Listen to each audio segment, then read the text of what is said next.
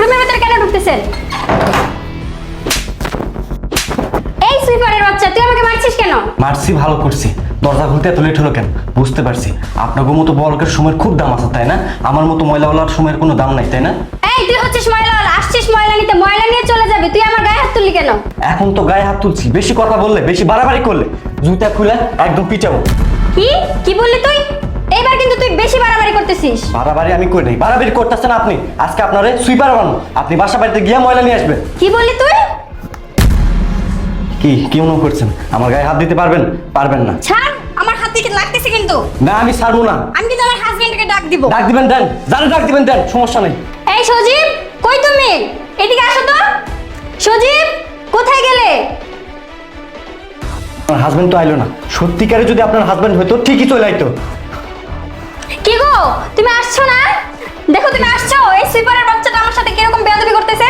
এই সুইপারের বাচ্চা, তোর সমস্যা কি? তুই চিল্লাপাল্লা করতেছিস কেন? এই বিড়ালের বাচ্চা আপনার হাজবেন্ড, তাই না? বিড়ালের বাচ্চা মানে? তোর এত বড় সাহস হয় কি বল? তুই আমাকে বিড়ালের বাচ্চা বলিস? আমার সাহস আছে বিদেয় আমি বলছি।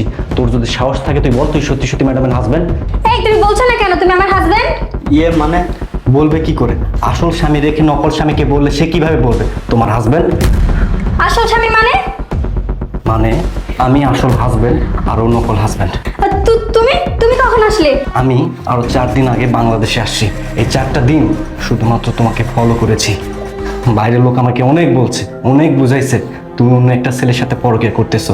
আমি বিশ্বাস করতে পারিনি। কেন না বিশ্বাস করব? কারণ আমি তো তোমাকে ভালোবেসে বিয়ে করেছিলাম, তুমিও তোমাকে ভালোবেসে বিয়ে করেছিলা। করো নাই নাকি সবকিছু নাটক ছিল? আজকে আমি বুঝতে পারলাম তুমি আমাকে কখনোই ভালোবাসোনি। ভালোবেসেছো আমার ধন সম্পদ, টাকা পয়সা, অর্থ আভিজাত্যকে। বেঈমান একটা। এই তোর জন্য আমি কি করিনি? তোকে আমি কি দিইনি? আমি মাসের পর মাস, বছরের পর বছর প্রবাস নামক জেলখানায় পড়ে আছি। কার জন্য? শুধুমাত্র তোর সুখের জন্য। আমি তোর জন্য, আমি আমার পরিবারের মা বাবা ভাই বোন আত্মীয় স্বজনের মায়া ত্যাগ করে পড়ে আছি। কিসের জন্য? আরে শুধুমাত্র তোকে ভালো রাখার জন্য, তোর সুখের আসার জন্য।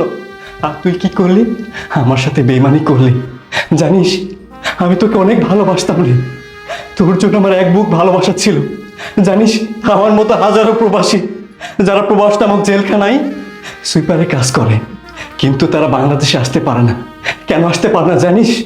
তারা আসতে পারে না, তারা বাংলাদেশে অনেক ধার দেনা করে সুদের উপর টাকা নিয়ে প্রবাসে গিয়েছে শুধুমাত্র তোর মতো কিছু স্বার্থপর মানুষকে ভালো রাখার জন্য। কিন্তু বাংলাদেশে আসার পর তোর মতো কিছু স্বার্থপর বেঈমান যখন আমার মতো সহজ সরল প্রবাসীর বিশ্বাসঘাতকতা করে, তখন আর আমার মতো প্রবাসীর দুঃখের সীমা থাকে না রে। এই তুই কিভাবে পারলি আমার সাথে ছলনা করতে? তুই এতটা ছলনাময়ী কেন রে? জানিস খুশি, আমি তোকে অনেক ভালোবাসতাম।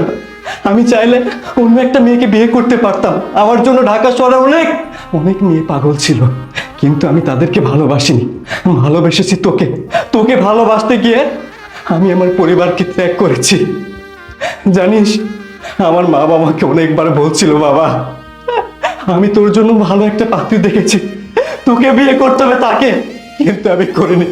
ওই যে আমি ভালোবাসার দাম দিলাম, কিন্তু তুই তো আমাকে ভালোবাসার দাম দিলি না রে। কেন দিলি না বল? এই তোর প্রতি মাসে 22 ক্যারেটের সোনা লাগে, হীরার আংটি লাগে, হীরা নেকলেস লাগে, আলিয়া ভাটের ড্রেস লাগে, ক্যানের ড্রেস লাগে, কিরণ মারার ড্রেস লাগে, সব তোকে দিছি। তুই কি বলতে পারবি তোর কোনো চাওয়া পাওয়া আমি অপূর্ণতা রেখেছি? তুই যখন যা চেয়েছিস আমি তো তখন তাই তোকে দেওয়ার চেষ্টা করেছি। কেনই বা দিব না? কারণ আমি তো তোকে অনেক ভালোবাসা রে, অনেক ভালোবাসি।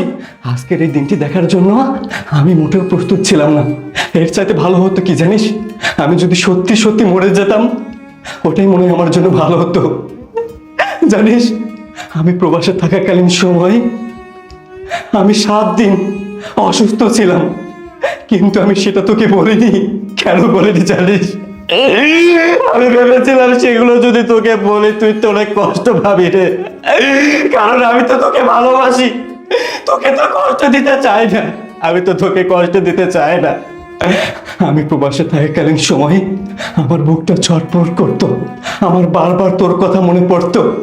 আমি ভাবতাম আমি তো বাংলাদেশে আমার ভালোবাসা রেখে এসেছি, সে মনে হয় আমার জন্য ছটফট করতেছে। কিন্তু বাংলাদেশ আসার পর দেখলাম আমার জন্য তোর কোনো মায়া নাই, তোর কোনো দয়া নাই। তুই তো তোর নাগরকে নে আমার বাসায় এসে রঙ্গলীলা করতেছিস। আর এই বিড়ালের বাচ্চা, পরের মিঠা খেতে খুব মিঠা লাগে তাই না? তুই কিভাবে পারলি একজন বিবাহিত নারীর সাথে সম্পর্ক করতে? এই তোর কি একটু বিবেকে বাঁধলো না? তোর কি মনে হলো না তুইও তো একসময় বিয়ে করবি? তোর স্ত্রীর সাথে অন্য কোনো ছেলে যদি পরকীয়া করতো তাহলে তোর কেমন লাগতো? বল কেমন লাগতো?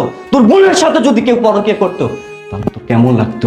আজকে তুই যেমনটা করতেছিস না, ভবিষ্যতেও তোর জন্য সেটাই হবে। আর এই রাক্ষসী কাল নাগিনী, তোকে আমি কি বলবো? তুই যখন এই ছেলের সাথে ভালো আছিস না, আমি ওর সাথে তোকে থাকার ব্যবস্থা করতেছি। আজকের পর থেকে আমি আমার মনের খাঁচা থেকে মুক্ত করে দিলাম। আজকের পর থেকে আমি বলবো না খুশি না ভাই আমার কেউ ছিল, তুই মুক্ত। আজকের পর থেকে তুই মুক্ত। খুলে দিলাম আমার মনের দরজা। তুই ওইটা যা খুশি, ওইটা যা, যা তোর নাগরকে নিয়ে আমার বাসা থেকে চলে যা। দেখো আমার মাফ করে দাও, আমার ভুল হয়ে গেছে, প্লিজ আমাকে মাফ করে দাও তুমি। এই থাম, ভুল তুই করিসনি। ভুল করেছিলাম আমি তোর মতো নারীকে বিশ্বাস করে। জানিস, আমার মতো অনেক সহজ সরল প্রবাসী বিশ্বাস করে তোর মতো ভালোবাসার মানুষকে দেশে রেখে যায়, কিন্তু দিন শেষে তোরা বেইমানি করিস। এখন আমি যদি তোকে ক্ষমা করি তাহলে আর কোনো প্রবাসী তার বউকে বিশ্বাস করবে না। যা তুই তো নাগরকে নে আমার বাসা থেকে বের হ, বের হ।